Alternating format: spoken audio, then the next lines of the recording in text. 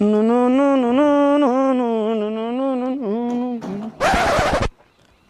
मित्रा, एक काम कर घे, घरला जा आणि भिंतीला अडकवलेली कपाटाची चावी घे आणि कपाटातले फक्त 52 लाख रुपये घेऊन ये.